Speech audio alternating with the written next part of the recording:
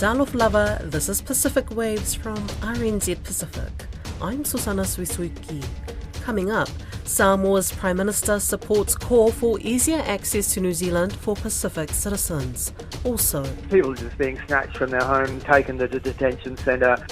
Australia actions its new resettlement agreement with Nauru, and Conjoined twins in PNG face an uncertain future.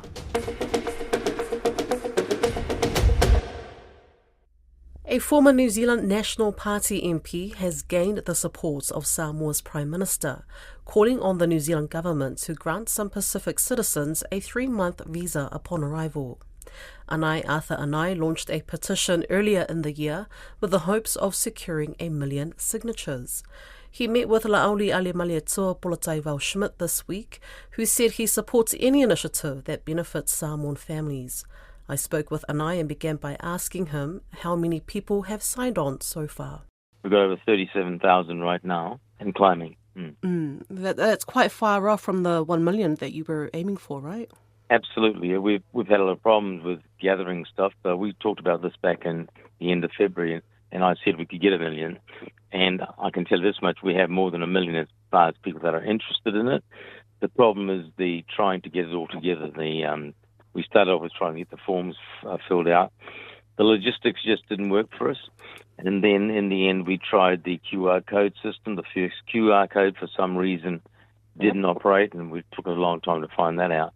And so about 4 weeks ago now, we started a new QR code, and the system actually started to work perfectly for us. So in the last 4 weeks, we've gone from about 14,000 to now 37, climbing to 38 right now.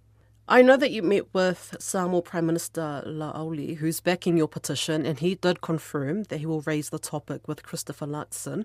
Did he say anything to you about that meeting? Yeah, he just indicated that there's a meeting scheduled at some time in the future, not far away, when he's feeling better, when he's been released, that he will have a meeting with Luxon to discuss various issues to do with Samoa, and especially to do with immigration issues and the movement of people in the Pacific, which is a very concerning thing for all of us when you actually look at the total statistics of what's happening here. If I'll carry on, I'll just say, I did put out that full-page newspaper ad, and at that point in time, there was 1.65 billion people from 60 countries around the world that could arrive at New Zealand and have a 3-month visitor's visa issued at the passport and stamped, issued at the airport and stamped into their passports. When Pacific people of less than 16 million in total can't do that. Yeah, they can't do that. They can't get here for a funeral. They can't get here for emergencies. They just can't get for anything. We have to go through a process and pay a fee and everything else. And then yesterday we were stunned when we hear Immigration New Zealand has just allowed China to come via Australia to New Zealand and be issued a visa on arrival. That's an insult to the people of the Pacific. Did you ever meet with Luxon and raise those issues with him directly? No, what I'm very annoyed about, I have raised the issue with them all, especially the Minister of Immigration, all year. Not a response to me at all, of any way. I would have thought someone in the position of Minister of Immigration would have thought, well, let's talk to this guy about the issues that he's raising. Bring him in. Let's have a chat and identify the problem and find solution. Nothing. Not a thing. Not a thing. I think it's absurd that this goes on like this, and they continue to just ignore us if we don't exist. And the time is coming that that's going to have to stop. Was this a cause that you had raised during your time as a national MP? I've been raising the issue about immigration for a long time. When I was in Parliament, the one that I was really pushing hard then was the Samoan citizenship issue. The Samoan people, after the Privy Council decision in 1982, were locked out for 42 years.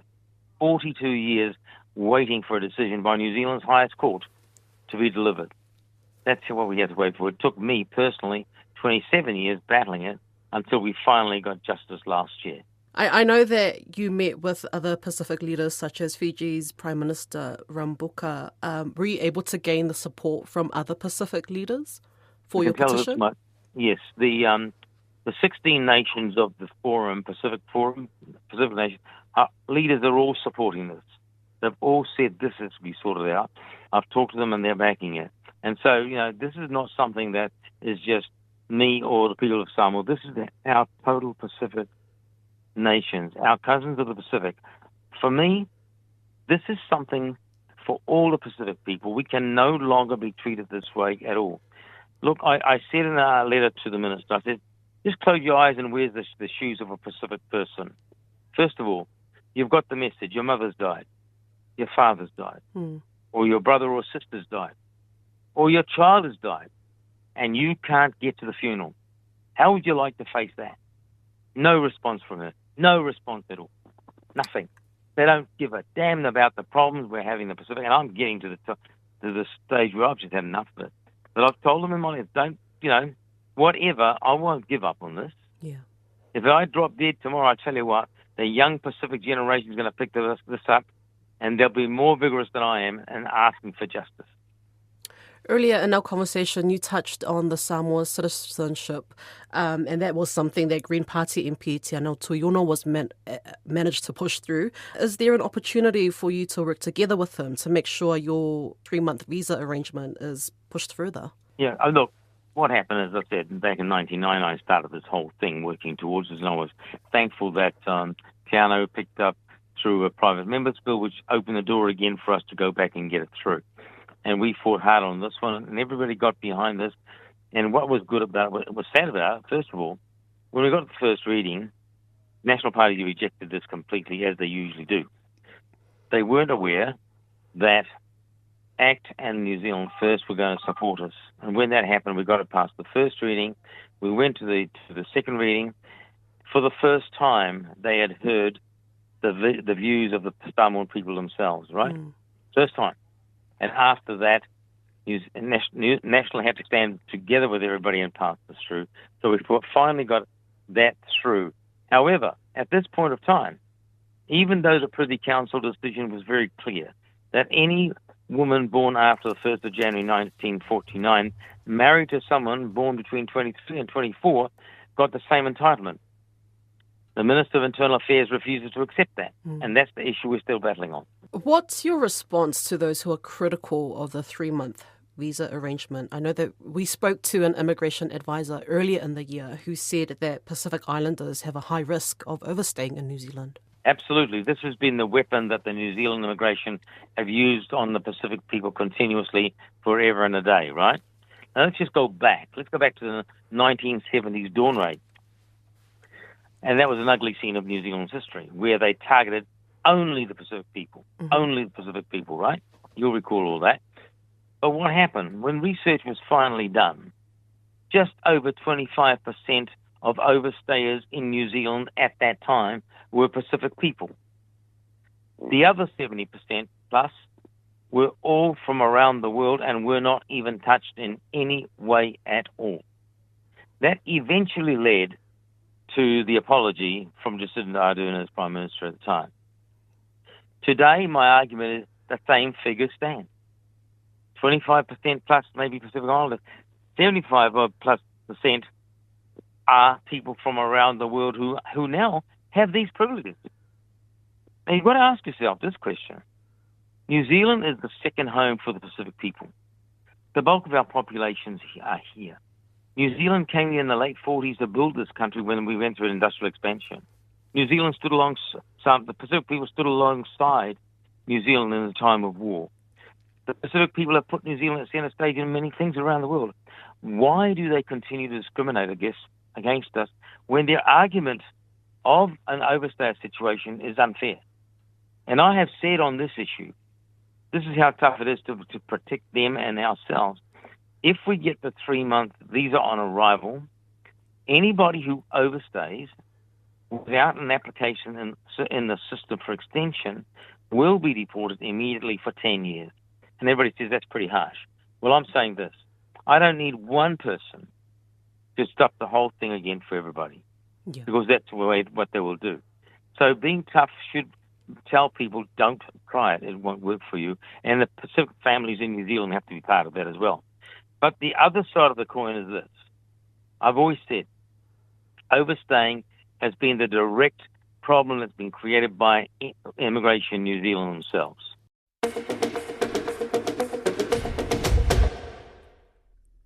The first of potentially hundreds of individuals deemed non-citizens by Australia have been removed to Nauru as the latest multi-million-dollar resettlement arrangement between the nations takes action. Refugee advocates say they know of at least 3 men who've been removed, with 8 more detained for deportation under the Memorandum of Understanding arrangement, the details of which remain secret. About 350 people, known as the NZYQ cohort, are being targeted. Te Wila Fotai has more. Ian Rintoul, a spokesperson for the Refugee Action Coalition in Sydney, says Australian authorities are cancelling visas of those being targeted before grabbing them at their homes, often in the early hours of the morning. So far, Border Force arrives 4 o'clock in the morning without any announcement that the visas have been cancelled. So people are just being snatched from their home, taken to the detention centre, informed that Nauru has issued the visa and they will be removed to Nauru. He says people in the NZYQ cohort are on bridging visas as they're not Australian citizens. The group are nicknamed after a 2023 High Court ruling that found keeping them in indefinite detention was unlawful. They'd been detained because they'd failed character tests, but also couldn't be deported to their countries of origin. Most of them are people who've been in Australia for quite a long time, and most of them have got families and, in many instances, either Australian citizen wives or Australian citizen children. Most people were working. Mr Rintoul says the Australia government has been determined to remove the individuals. Since the start of last year, it's passed several rounds of legislation to enable this, despite what Mr Rintoul says are serious legal and human rights issues. It is a piece of racist legislation. Everyone else in Australia, if they're sentenced to a time in prison, they do that time in prison, they're released and able to get on with their lives. In this case, they're being punished because they're not Australian, they're not Australian citizens. The arrangement could also reportedly cost Australian taxpayers up to $2.5 billion in payments to Nauru over 30 years. But the Australia government is refusing to release the details. RNZ Pacific requested a copy of the agreement under Australia's Freedom of Information Act and received an 11-page document that was completely redacted.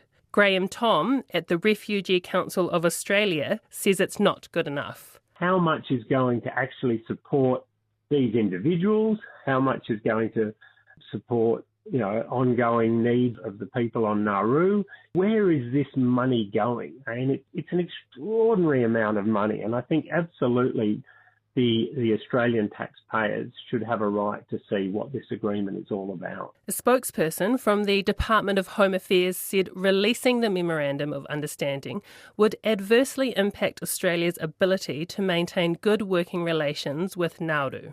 Under the Freedom of Information Act, this is grounds to exempt document disclosure. Graham Tom rejects this and says transparency is critical. 90% of the food on Nauru is imported, so how appropriate is it to be sending extra people, a number of which have health issues, to this particular island? The details are so important. Pacific policy expert Sione Tekiteki says for the Nauru government, the arrangement is a reliable source of income. This is just a continuation of 20 to 25 years of such arrangements. This is something that transpired back in the early 2000s, where Australia was looking to offload what they would deem illegal migrants into Nauru. And back then, Nauru was really struggling for money, and it still does. Even with the millions of dollars coming in, Sione Tekiteki says Nauru's leaders and its population of about 12,000 people will need to face the societal impacts of mass resettlement. Well, for example, I know when I was in Nauru, there's always been some tensions between the locals as well as the refugees, particularly when they're released into society and how they're integrated. A spokesperson for Australia's Department of Home Affairs says in a statement, the arrangement with Nauru provides a pathway for the removal of non-citizens who do not have a right to stay in Australia and cannot be removed to their country of origin. He says the individuals will be provided with appropriate housing, healthcare and work rights to support their settlement and integration into Nauru. He also says the Nauru government is getting resources to support the resettlement arrangement, including for community safety. The Nauru government did not respond to requests for comment. The parents of conjoined twins in Papua New Guinea are fighting for surgery for their sons despite medical advice against it. Tom and Sawang are joined at the abdomen and are in Port Moresby General Hospital's neonatal unit. The hospital did a U-turn on Tuesday and advised the family to remain in PNG or face the risk of one or both of them dying. Margot Staunton has more. Doctors at the Port Moresby General Hospital, where the twins are being treated, initially explored the possibility of transferring them to Australia for specialist care, but the hospital is now recommending against sending them overseas. The medical director, Dr. Kone Sobi, says multiple discussions led to this decision. The underlying thing is that both twins present with significant congenital anomalies, and we feel that even with care and treatment in a highly specialized units, the chances of survival are very, very slim. In fact, the prognosis is extremely guarded. The twins have spina bifida and share a liver, bladder and portions of their gastrointestinal tract. Mr. Sobe explained the medical complications. One of the twins has a congenital heart defect. The same twin also has only one kidney, and we believe that that same twin has got malformed lungs. And so one of the twins is doing a lot of the work in terms of the supplying of oxygen and even for the heart for the other one. He says the twins' future is uncertain. It's a precarious condition for both. They both depend on each other, really. Where they go on from here, it's anyone's guess. In our view, as long as we provide support to them in terms of feeding them, that's one of our priorities. And guarding against infection, of course. They are in a very difficult situation at this point in time. However, sponsors are hoping to fly the twins to Germany, where a major university hospital in Freiburg is assessing their case.